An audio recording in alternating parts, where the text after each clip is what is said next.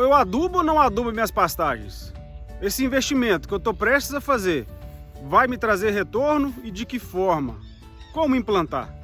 Então essas são questões que acompanham a minha vida profissional desde 2002, quando eu comecei a ter o contato com o pasto e fazer as recomendações para essa cultura, essa lavoura.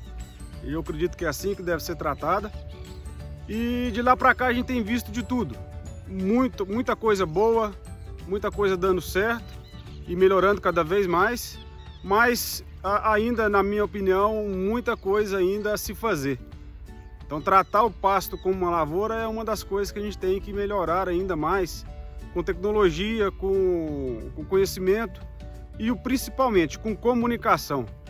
Existe já muita tecnologia no mercado que já é possível ser usada e implementada para que esse pasto tenha capacidade de produzir mais, que o gado tenha capacidade de produzir mais em cima desse pasto, ou então o leite ser produzido, ou então a própria produção de matéria seca para enfenar, enfim. Existem tecnologias para isso. E é por isso que nós estamos aqui hoje, para tentar trazer algo de melhor, algo que possa agregar e principalmente comunicar mais claramente essas questões todas sobre a nutrição e a importância da nutrição do pasto. O primeiro ponto é um planejamento.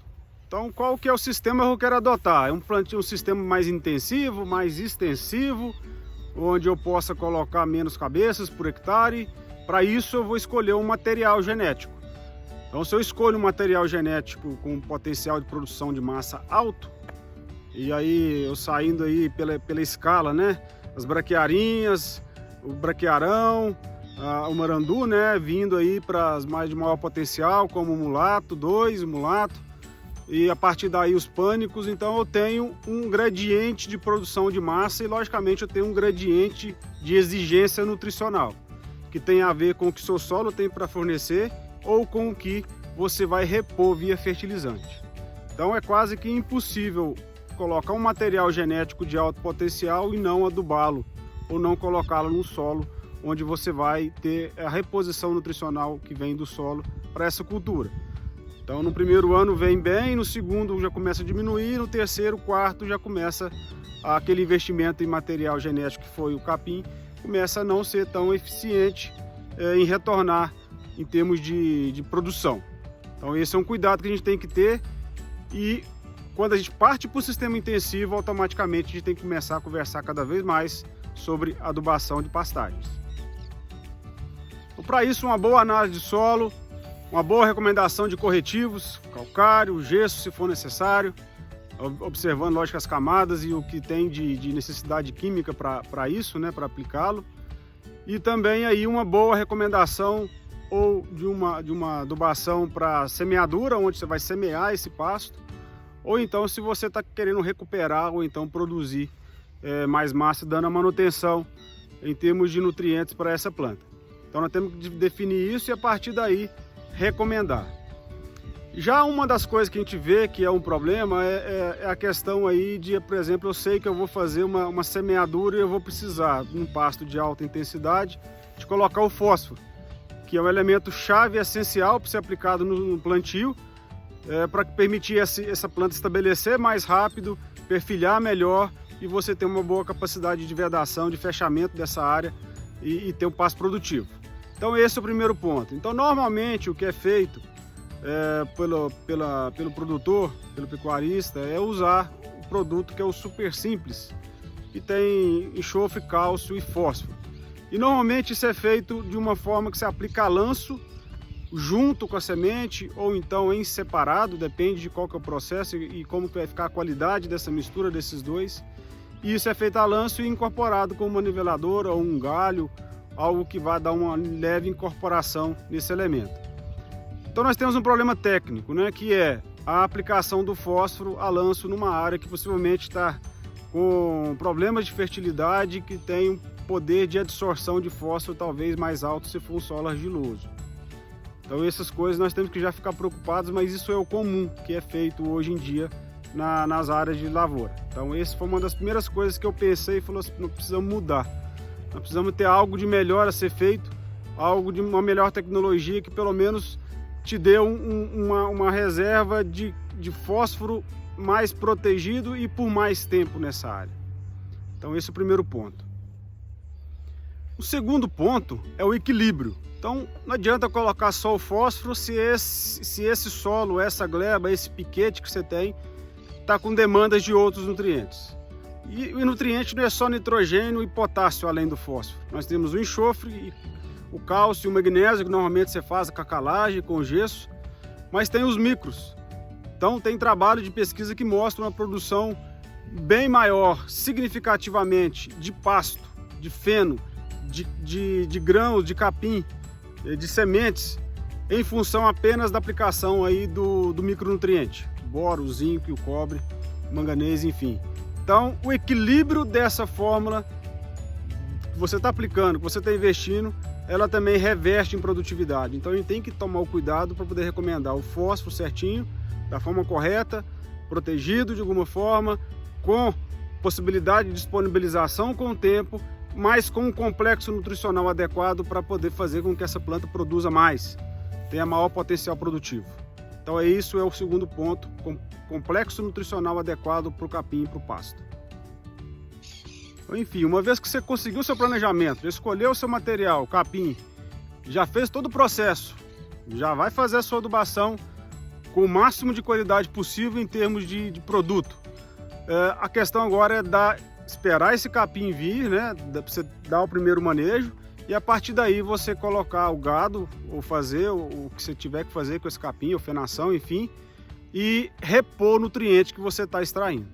Então para isso a gente chama de adubação de manutenção. A adubação vai produzir mais massa do que você está tirando. Então quando você fala em mais massa, principalmente nitrogênio e potássio, mas da mesma forma não pode se esquecer do complexo nutricional para você produzir mais massa pelas questões metabólicas das plantas, hein? E principalmente nas questões dos micronutrientes. Enxofre de extrema importância nesse momento. Então um nitrogênio, um nitrogênio, potássio e o complexo vai ajudar demais nisso.